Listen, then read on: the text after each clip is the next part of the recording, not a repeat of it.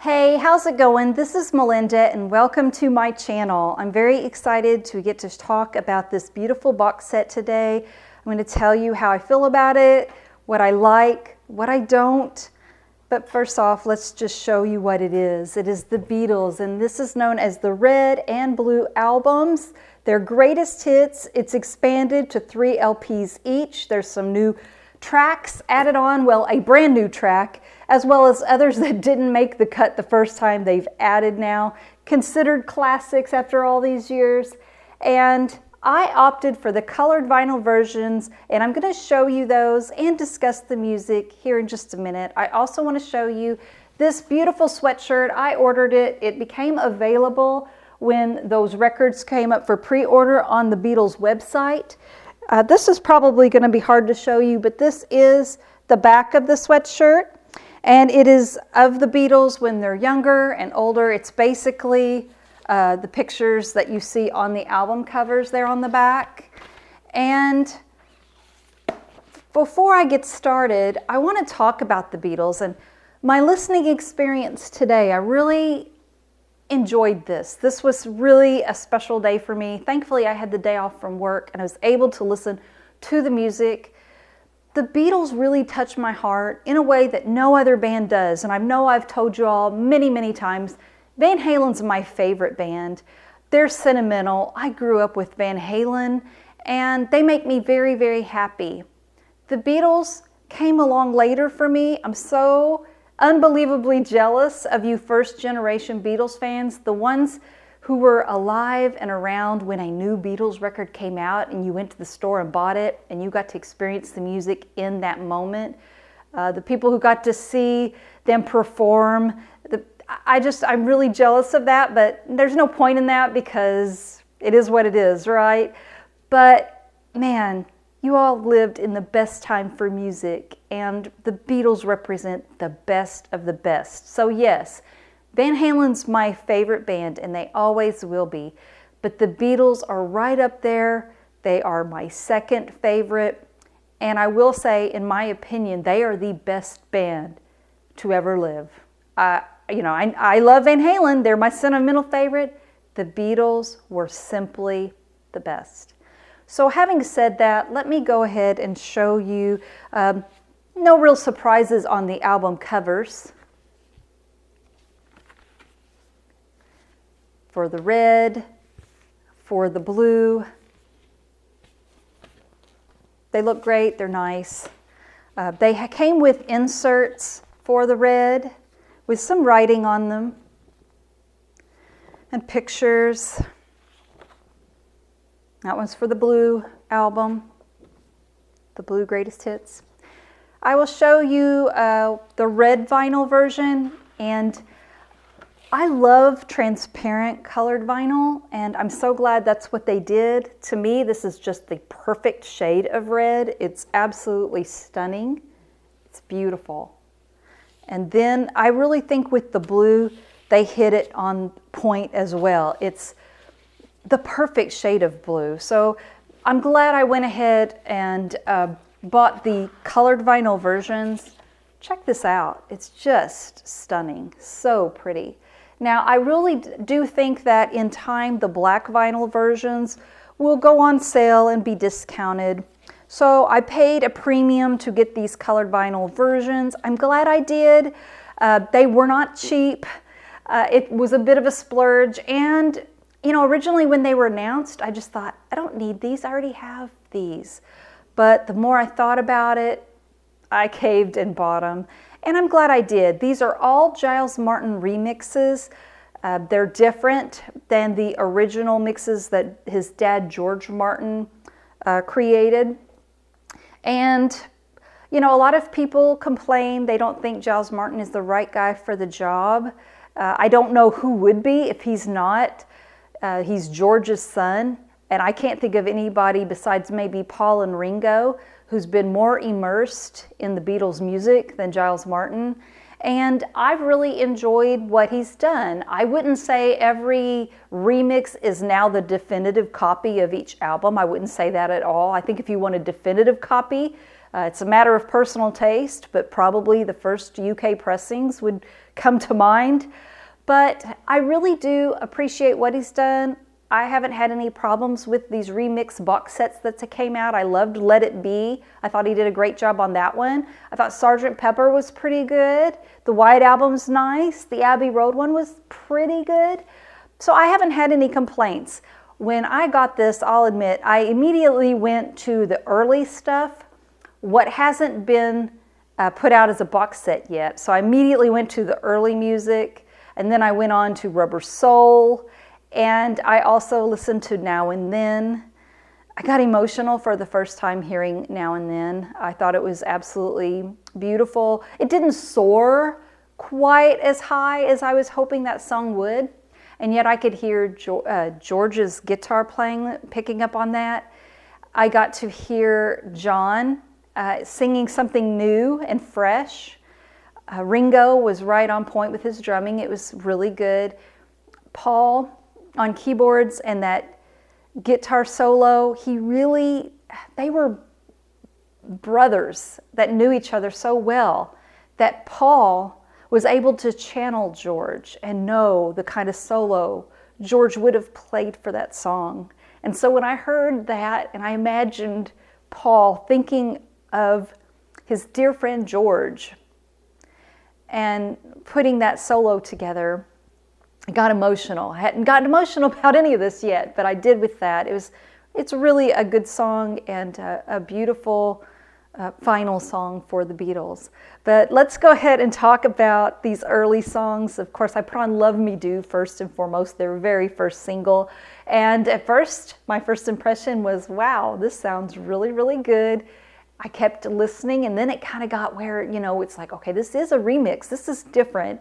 And sometimes when you're used to hearing something a certain way, you automatically don't like it a different way, But once I got used to that, I thought it sounded really good. It's really fresh. Yeah, it's a little more modern, and yet I love the retro sound of the Beatles. That's one of the things that really appeals to me. But I like this approach too. And I thought Love Me Do was really great. I Want to Hold Your Hand. I wasn't disappointed nor really impressed. I just thought it still sounded like that sweet, sweet song. I wasn't overly impressed, but I wasn't disappointed either. We get into songs like And I Love Her, and I thought, wow, this sounded really beautiful. He did a really good job on the remix for that. Paul's vocals are so delightful, and I love George on that guitar. The little riff he plays is so perfect. That melody is beautiful. I've always loved Paul McCartney, my favorite solo artist, and I think he has a great voice, but I've always leaned towards John's vocals. I've always thought John, out of the Beatles, had the best vocal and the best voice. It's more instantly recognizable to me. There's a quality in John's voice that's unmistakably his and a gift. But having to hear these remixes and the way these sound now, I have an even fuller appreciation for Paul's vocals and everything he also delivers. I thought the song Ticket to Ride was a lot of fun and good. Yesterday, just getting to experience it a little different and hearing it, that one was beautiful. Absolutely gorgeous. I really enjoyed Michelle, from Rubber Soul. I liked the remix of that in my life. That's emotional. That was a song that was played at my dad's funeral. And I hear it at weddings. So it's one of those songs that just makes you feel emotional every time you hear it, whether you're celebrating something or saying goodbye. It's just this universal song, and it's absolutely gorgeous on here. I love it. I think it sounds so beautiful. Everything on that was a lot of fun. And of course, we go into the songs from Revolver that I'm very familiar with because I have the remix, and I have no complaints about any of those at all. I thought they sounded great on here as well. There wasn't any surface noise issues. I thought everything sounded very, very good. Nothing was wrong with my box set. The vinyl is perfect. Here's where it got a little bit more disappointing for me, but yet not the end of the world disappointment. But we move into the Sgt. Pepper music, which I really like. I thought the song selections, all of them sound really good on here. It was Magical Mystery Tour that really kind of, some of those songs from Magical Mystery Tour were a little disappointing. I really was hoping for more. I Am the Walrus was probably the most disappointing song that I heard on here. It just was so flat. It gets a little better towards the end of the song, but just at the beginning, I expected all of these dynamics.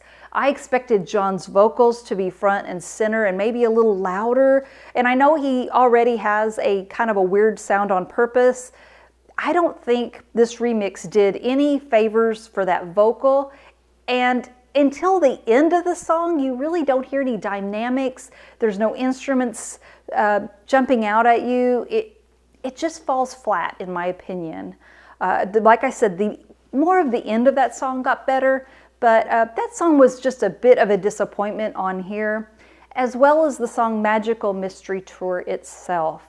I just thought it just doesn't sound as dynamic as I hoped. And to be fair, here's what I listen to all of the time. I have a beautiful pressing of the Beatles. I believe this is a German copy that sounds absolutely incredible. This is what my ears are used to, and I really enjoy this. So my Magical Mystery Tour remixes were a little bit of a disappointment, but most of it sounds very, very good. Of course, I had already heard Abbey Road, and it's not disappointing on here at all. There was no surprises because I already know what those remixes sound like. And I'm glad they added some of the songs that they did to it. Now and Then got me in the heart. I'm so thrilled that I have that on vinyl now. And Blackbird, what a beautiful addition, and that one really sings to me. It's so beautiful, and I think that it's really done well. Glass Onion is great. I love Within You, Without You. That's one of my favorite George Harrison tracks, so I really enjoy that's on here too. And I'll be honest, I really love I Want You, She's So Heavy. That's one of those songs, it's just like almost like a heavy rock song from John Lennon, and I really think it sounds great. And you know, just listening to all of these songs, I know that you can buy, you don't even have to have this particular set. If you have the red and the blue albums, just listening to all of them and hearing every song, it's kind of overwhelming because it's like, oh, I love this song. And then here comes the next one and you're like, this is such a good song. They put out so much great music that it's almost overwhelming to sit in a day and listen to all of this great music. And yet I'm so glad I did, and I hope to have the time to get to do that a lot. I think these are great. Again, I love the vinyl. The sound quality was really, really good. The surface noise, there wasn't any on mine. They all really are nice. Everything was really on point, and I'm really pleased with this. Again, the Beatles, wow. There's just not enough words to describe what great music. They weren't together as long as I wish they had been, but the music they put out is absolutely unbelievable, and I don't think any other band can touch them. Yes, the Rolling Stones are fantastic, and they have been around, and they're still kicking it, and I love them. But the Beatles, there's never been so much talent in one band, and I'm really, really happy that I bought this. So I just wanted to give my thoughts. I know I'm not a Beatles expert, but I love them, and I just wanted to share what I thought of this box set. And if you have it, let me know how you feel in the comments. Let me know if you're a Beatles fan and what you think. If you enjoyed this video, please subscribe, hit the like button and the notification bell, and I will see you next time. Take care. Bye-bye.